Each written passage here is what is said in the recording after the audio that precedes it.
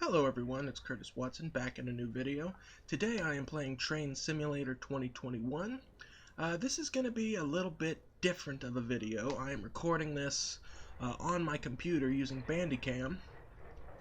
And I've never played this game on my channel before, but like I said, this is just a test. I'm going to see how it turns out. I've started up a Quickdrive scenario. Just I can choose what the train is and where I'm going with it. I've chosen it says a Southern Pacific engine 4449, but I'm actually using a repaint it uses the GS4 as a basis. It is a Western Pacific GS64, and I put 1,073 tons of freight behind it. We'll see that in a moment. And we depart Orville at 7:50 a.m. and arrive at Quincy Junction. Quite a distance, but I hope to kind of trim that down just to include the scenic bits. So without further ado, let's get right into this and see how it turns out. Alright, and here we are with our train. You can see it is steaming up nicely. We have our long train behind it. Oh, and we have some missing textures here. That's a problem. I'll have to look into that later. But we have a nice Western Pacific logo on the tender. You might have noticed that logo in my update videos in the background. And of course we have a Western Pacific train on the sidings waiting for us. We have a few minutes before we leave. Hauling some rails and ties, some automobiles, some assorted box cars and some hopper cars, an empty gondola and a scrap gondola. Oops, fly through that.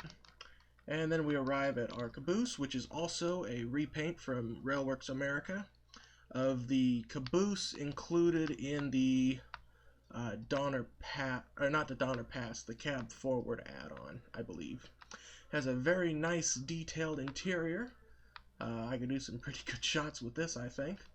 But that is not why we are here. We're going to fly back up to our engine in the free cam. Go ahead and hit 1. We're in the cab with a very nicely detailed interior. Not all of these controls are functional, but I think that it looks pretty darn cool. And heck, I'm not even going to be using the mouse for these controls anyway.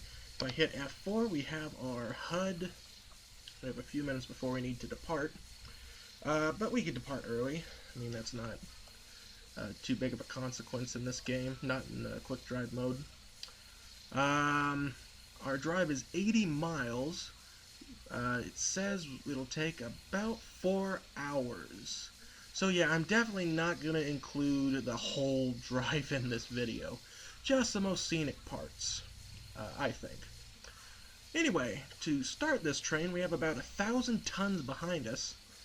We're going to take our cutoff. Let's see if I can bring up the text. There it is, the cutoff lever. I hope you can see that. But it's that far one on the right there, nearest to the window. We're going to hit the W key and we're going to move it forward. Oh, I want to say to, let's go 70%. That'll give us plenty of power to start moving this train. Check our engine brakes, there are none. Locomotive brakes are off, train brakes are on. We're going to release those shortly. Let's see.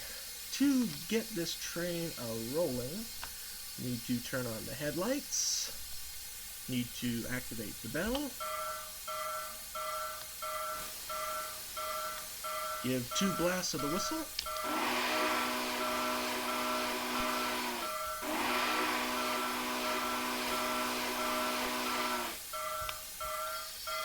And then, let me just make sure our signal appears green. I'll just double check our route on the map.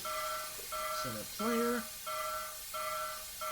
Yep, everything looks to be a straight shot out of the yard. We'll join up with the main line and be on our way to Quincy. And so, we'll start this train. I'll hit F4 again to hide the HUD briefly. I'll release the brakes. And then we slowly open throttle, activate our cylinder cocks there, drain excess steam, or excess water in the cylinders. That's why the cylinder cocks are there. Very dangerous if you have water condensation buildup in the cylinders. There we go. Now we're starting to move. I feel bad about those missing textures. I'm gonna have to look into that. But for the most part, it looks really good.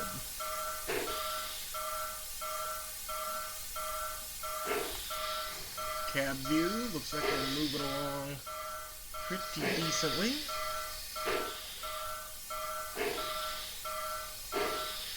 There are brake gauges on the right there, the bottom right. Up above that is the boiler pressure. Let me see. And bottom, actually no, that's rubber. Here, speed gauge, quickly approaching 5 miles an hour.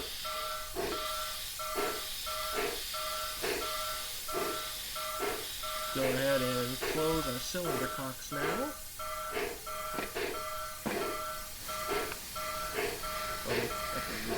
There we go, that's the detailed one. Pull back on our cutoff a bit. Start picking up speed.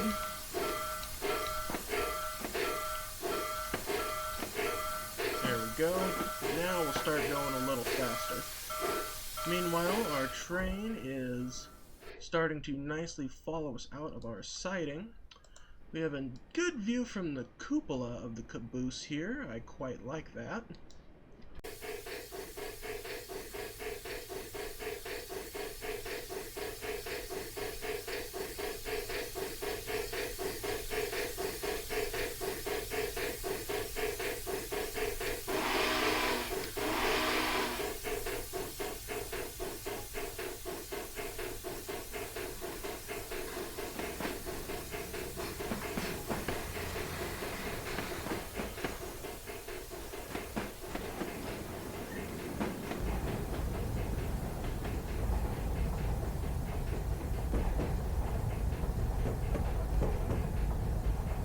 Coming up on our first grade crossing here, you can see it barreling towards us.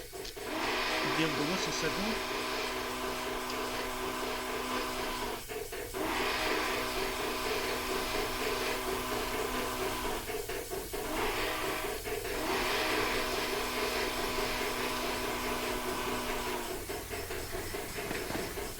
Great, fantastic, beautiful shot. Cleaning out the cab window here, everything looks good. Train is still following us, as it should be. It'd be very disconcerting if we were moving and not bringing the train with us. That would be not very productive. Passing over the road here, we're coming up on Oroville Passenger Depot. Here's a kind of a what's the word I'm looking for? Some kind of fancy camera angle. Overhead shot of the train coming this way.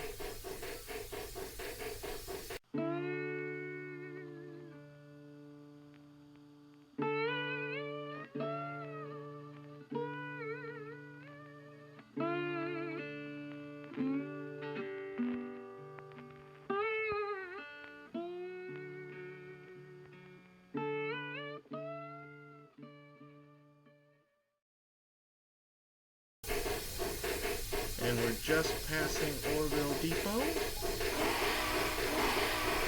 Whistle at the people. Alright, we're at a nearby junction, excuse me.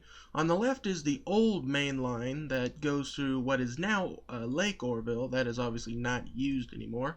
We will be going down the right track, which is the current main line, up through the Feather River Canyon and on towards our destination at Quincy. And here comes our train now. I don't want to talk for this whole thing. I'm going to try to make this kind of a montage of scenic areas for the rest of the video, so you will not hear my voice again until the end. So, enjoy the scenery of my train thundering through the Feather River Canyon, everyone.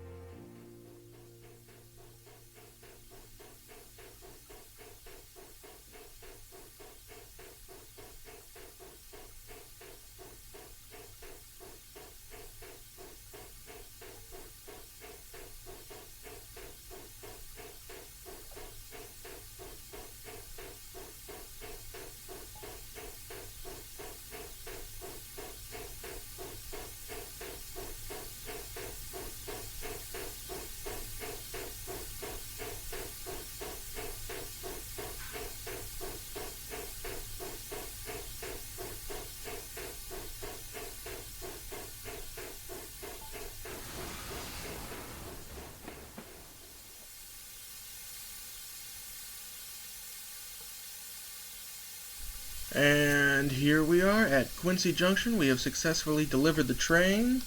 The scenario should come to an end any second now, but while you can get a good glimpse of our train, we have, there it is, we have completed this Quickdrive scenario.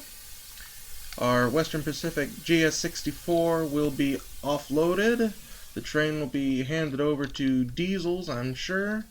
And the GS-64 will most likely be sent back down the hill to Orville for one of its last assignments before steam is gone from the Western Pacific entirely.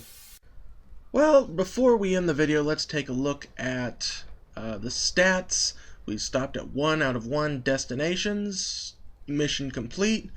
I was caught speeding twice, but not majorly. Really, I averaged about 10 miles an hour under the speed limit, which most of the way through the canyon was about 25 miles per hour. Passenger freight comfort level exceeded 0.007% of time. All things considered, that is a very nice percentage. However, I did notice we leaned kind of heavily. Something gives me the impression that maybe these curves in the canyon weren't meant for steam engines like that. And wheel slippage 0.107% of the time. About 1%. That is, in the grand scheme of things, not terrible, but also not a perfect amount of wheel slippage. Looks like it took about an hour and 42 minutes. Spread out over several days because I couldn't be bothered to do this all in one night. But that is our Western Pacific Feather River Canyon steam scenario. And a decent start to my little experiments in Train Simulator. That'll be a successful video, everyone. Thank you for watching. I hope you enjoyed. If you did, don't forget to like and subscribe for more. Until next time, I have been Curtis Watson. Wait, I already said don't forget to like and subscribe for more if you enjoyed. I already said that. Too used to doing one type of one outro. Now I'm just rambling on. I need to end this video. Goodbye, everyone. See you later.